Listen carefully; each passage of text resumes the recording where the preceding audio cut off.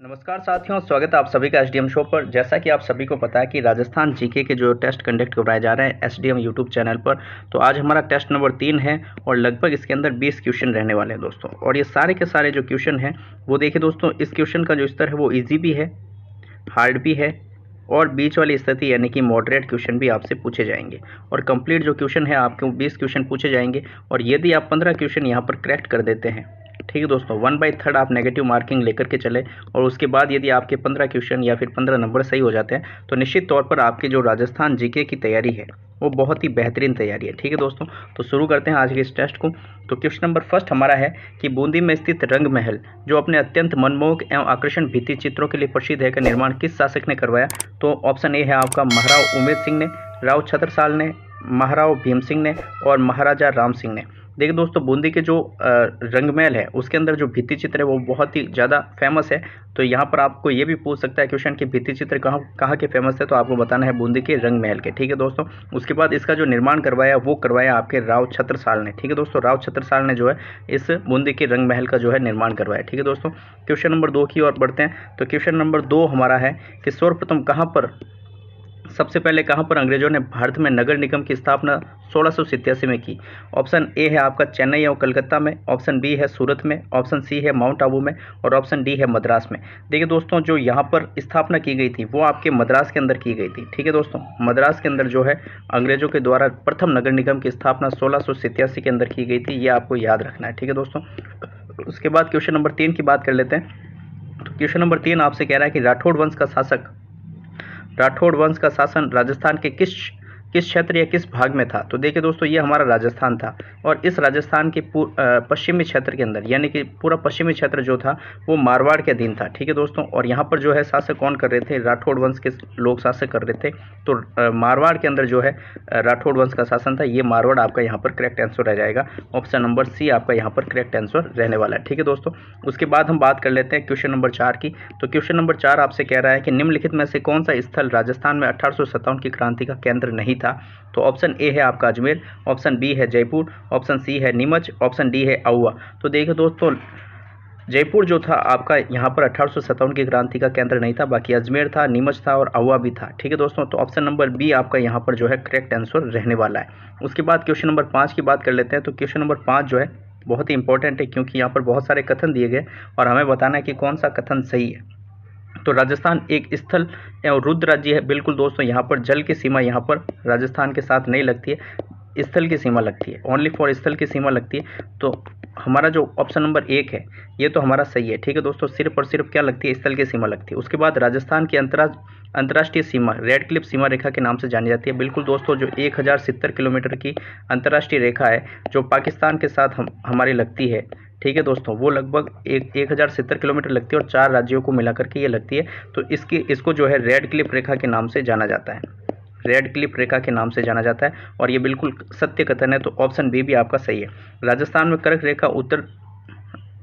कर्क रेखा के उत्तर में स्थित है। तो बिल्कुल दोस्तों, ये आपका राजस्थान है और यहाँ से कर्क रेखा निकलती है यानी कि 23.5 डिग्री उत्तरी अक्षांश यहाँ से निकलती है और ये आपके डूंगरपुर और बांसवाड़ा इन 2 जिलों को काटते हुए निकलती है और इसकी जो लंबाई है 26 + 1 यानी कि 27 किलोमीटर। ठीक है दोस्तों, 26 किलोमीटर आपके बांसवाड़ा में और 1 किलोमीटर आपके डूंगरपुर के अंदर रहती है। तो 26 ऑप्शन अगर 26 का है तो आप पहले प्राथमिकता 26 को दें, अन्यथा आपको 27 ऑप्शन मिले तो आप 27 किलोमीटर को प्राथमिकता दें। ठीक है दोस्तों, तो ये भी सही है। और चौथा क्वेश्चन है कि राजस्थान में परमाणु का प्रथम परमाणु विस्फोट सन 1947 में पोखरण में किया गया था। बिल्कुल दोस्तों, 1947 के अंदर जो है हमारा पोखरण जो जैसलमेर के अंदर है, राजस्थान में पोखरण जो जैसलमेर के अंदर है वहाँ पर जो है पहला परमाणु परीक्षण किया गया था 1947 के अंदर। ये भी कथन आपका सही है। तो यहाँ पर सभी कथन सही है, तो ऑप्शन डी आपका जो है यहाँ पर करेक्ट आंसर रहने वाला है। ठीक है दोस्तों, उसके बाद बात कर लेते हैं क्वेश्चन नंबर 6 की। तो क्वेश्चन नंबर 6 आपसे कह रहा है कि राजस्थान की वह जनजाति जो वर्तमान में सर्वाधिक संपन्न और शिक्षित मानी जाती है। ठीक है, राजस्थान में सबसे ज़्यादा संपन्न और शिक्षित जाति कौन सी है? तो ऑप्शन ए आपका Bhil, option B Meena, option C Sahariya, option D यहाँ पर ग्रासिया। तो देखिए दोस्तों, सबसे जो ज़्यादा संपन्न जाति है वो है आपकी मीणा और सबसे कम संपन्न है वो आप बताएंगे सहरिया जाति। ठीक है दोस्तों, सबसे ज़्यादा मैक्सिमम तो कौन है? तो आप बताएंगे मीणा और सबसे कम है तो वो आप बताएंगे शहरिया। और देखिए दोस्तों, भारत के अंदर जो जनजातियों की संख्या है वो राजस्थान के अंदर वो जो है 6ठे नंबर पर सबसे ज़्यादा जनसंख्या पाई जाती है। ठीक है दोस्तों, उसके बाद बात कर लेते हैं क्वेश्चन नंबर 7 की। क्वेश्चन नंबर 7 बहुत ईजी है। किस लोक देवता की घोड़ी का नाम लीलन था?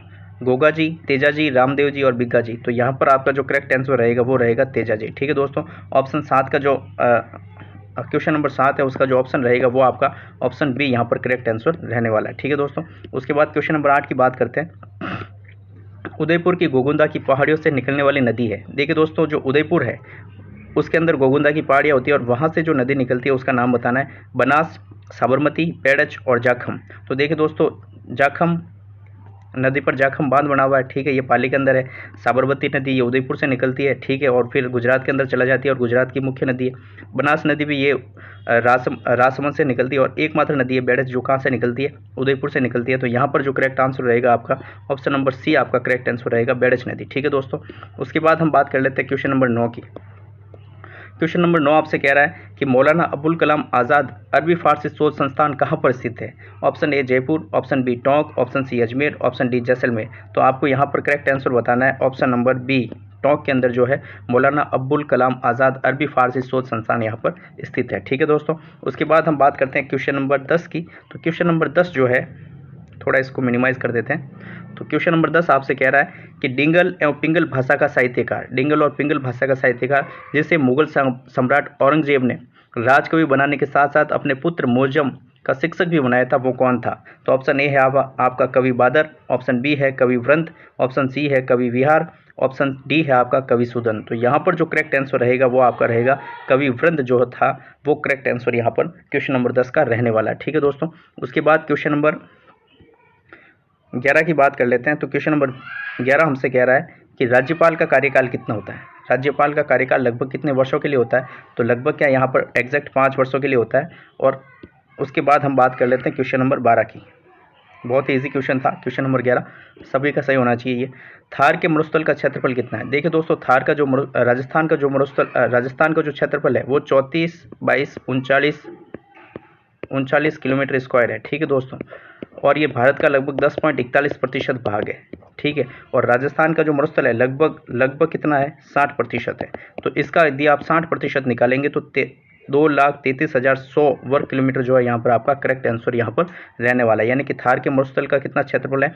तो 2,33,100 किलोमीटर यहाँ पर थार का मरुस्थल का क्षेत्रफल रहने वाला है। तो ऑप्शन ए आपका जो है यहाँ पर करेक्ट आंसर रहने वाला है। ठीक है दोस्तों, उसके बाद क्वेश्चन नंबर 13 की बात करते हैं। तो क्वेश्चन नंबर 13 हमसे कह रहा है कि राजस्थान एकीकरण के समय राजपूताना की सबसे बड़ी रियासत कौन सी थी? देखिए दोस्तों, यहाँ पर जयपुर, उदयपुर, जोधपुर और शाहपुरा यहाँ पर जो प्रेजेंट के नाम दे रखे हैं, लेकिन उस समय की जो सबसे बड़ी रियासत थी जोधपुर थी और इसे मारवाड़ के नाम से जाना जाता था। तो यहाँ पर आपको ऑप्शन में मारवाड़ भी दिया जा सकता है। ठीक है दोस्तों, तो ऑप्शन सी आपका यहाँ पर करेक्ट आंसर है क्वेश्चन नंबर 13 का। ठीक है, उसके बाद बात कर लेते हैं क्वेश्चन नंबर 14 की। तो क्वेश्चन नंबर 14 आपसे कह रहा है कि कौन सा कर्मचारी ग्राम स्तर पर बहुउद्देशीय कर्मचारी होता है? यानी कि बहुत सारे उद्देश्य होते हैं, ऐसा कर्मचारी कौन सा है ग्राम स्तर पर? पटवारी, इसके बहुत सारे उद्देश्य नहीं होते हैं। ठीक है दोस्तों, इसका सिर्फ काम होता है खेतों का लेखा जोखा करना। उसके बाद ग्राम सेवक, उसके बाद पंचायत समिति, पंचायत सचिव और BDO।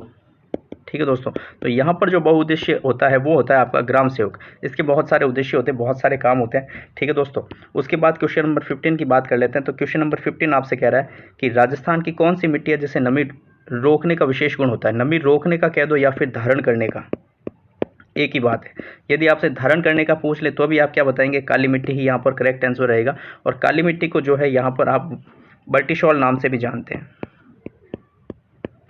ठीक है दोस्तों, बल्टीसोल, और ये आपके जो है हाड़ौती प्रदेश में पाई जाती है। हाड़ौती प्रदेश आप सभी को पता है कि कोटा, बूंदी, बारा और झालावाड़ वाला जो क्षेत्र है वहाँ पर कौन सी ये पाई जाती है? आपके काली मिट्टी पाई जाती है। ठीक है, बल्टीसोल यहाँ पर साइंटिफिक लैंग्वेज के आधार पर जो है 5 भागों में बांटा गया है आपको मिट्टी के भागों को। तो बल्टीसोल यहाँ पर साइंटिफिक आधार पर नाम बताया जाता है और कभी कभी ये भी नाम दे दिया जाता है। ठीक है दोस्तों, उसके बाद क्वेश्चन नंबर 16 की बात कर लेते हैं। तो क्वेश्चन नंबर 16 आपसे कह रहा है कि कालीबंगा किस जिले में स्थित है? तो ऑप्शन ए आपका हनुमानगढ़, बीकानेर, गंगानगर और दौसा। तो ये बिल्कुल ईजी क्वेश्चन है। यहाँ पर हनुमानगढ़ आपका जो है कालीबंगा यानी काली चूड़िया जहाँ पर अवशेष के रूप में मिली थी वो हनुमानगढ़ जिला है। ठीक है दोस्तों, उसके बाद क्वेश्चन नंबर 17 आपसे कह रहा है कि किस संघ के विलय होते ही राजस्थान 20 श्रेणी का राज्य बन गया? राजस्थान संघ, मत्स्य संघ, वृद्ध राजस्थान या संयुक्त राजस्थान। तो यहाँ पर आपका जो करेक्ट आंसर रहेगा वो रहेगा राजस्थान संघ के विलय होते ही जो है यहाँ पर जो है 20 श्रेणी का राज्य बन गया था ठीक है, राजस्थान। उसके बाद बात कर लेते हैं क्वेश्चन नंबर 18 की। क्वेश्चन नंबर 18 आपसे कह रहा है कि 84 खंभों की छतरी स्थित है। 84 खंभों की छतरी कहाँ पर स्थित है? तो यहाँ पर आपको करेक्ट आंसर बताना है। ऑप्शन ए है आपका 12, option B Barmer, option C Bundi, option D Bhilwara में। तो यहाँ पर आपका जो करेक्ट आंसर रहेगा वो 18 नंबर क्वेश्चन का करेक्ट आंसर यहाँ पर बूंदी रहेगा। सी नंबर जो है आपका यहाँ पर करेक्ट आंसर रहने वाला है। ठीक है दोस्तों, 84 खंभों की छतरी बूंदी के अंदर स्थित है। उसके बाद क्वेश्चन नंबर 19 जो आज का हमारा सेकंड लास्ट क्वेश्चन है, किस शासक को मानवों का खंडहर, सैनिकों का भग्नावशेष कहा जाता है? तो यहाँ पर आप सभी को पता है कि जो राणा सांगा थे उनके 80 गांव हो चुके थे, लेकिन फिर भी उन्होंने जो है युद्ध क्षेत्र नहीं छोड़ा था, इसलिए उनको क्या कहा जाता है? मानवों का खंडहर या फिर सैनिकों का भग्नावशेष कहा जाता है। तो महाराणा सांगा यहाँ पर आपका करेक्ट आंसर रहेगा, यानी कि 19 नंबर क्वेश्चन का जो आंसर रहेगा वो रहेगा बी ऑप्शन आपका। ठीक है, उसके बाद बात कर लेते हैं क्वेश्चन नंबर 20 की। तो क्वेश्चन नंबर 20 है आपका कि राजस्थान के द्वितीय भामाशाह जिन्होंने रानी लक्ष्मीबाई को धन देकर मदद की थी का नाम क्या है? राजस्थान के द्वितीय भामाशाह, ठीक है, जिन्होंने रानी लक्ष्मीबाई को धन देकर उनकी सहायता की थी, उनका क्या नाम था? अमरचंद बाठिया, सरदार सिंह, कुशाल सिंह चंपावत या इनमें से कोई नहीं। तो यहाँ पर आपका करेक्ट आंसर रहेगा Amarchand Bathia. Option number A यहाँ पर आपका करेक्ट आंसर रहेगा। इन्होंने जो है लक्ष्मीबाई की जो मदद की थी, इनका बचपन का नाम क्या था? मन्नू था। क्या था? मन्नू था। ये भी आपको याद रखना है। देखिए दोस्तों, यहाँ पर कंप्लीट 20 क्वेश्चन हो चुके हैं। आप सभी बताएं कि क्वेश्चन का जो स्तर था वो किस प्रकार का था। आपको एक तो ये बताना है, और आपको ये टेस्ट सीरीज कैसी लग रही है ये भी आपको कमेंट करके बताना है। उसके साथ ही 20 में से आपके कितने क्वेश्चन आ रहे हैं, 20 में से आपके कितने क्वेश्चन करेक्ट हो रहे हैं। यदि 15 हो रहे हैं तो अच्छी बात है, और इससे कम हो रहे हैं तो आपको तैयारी की बहुत ज़्यादा आवश्यकता है। तो निश्चित तौर पर आप कमेंट करके बताएं कि आपके कितने क्वेश्चन सही हो रहे हैं। मिलते हैं नेक्स्ट वीडियो में। आज की वीडियो में इतना ही। थैंक यू, धन्यवाद।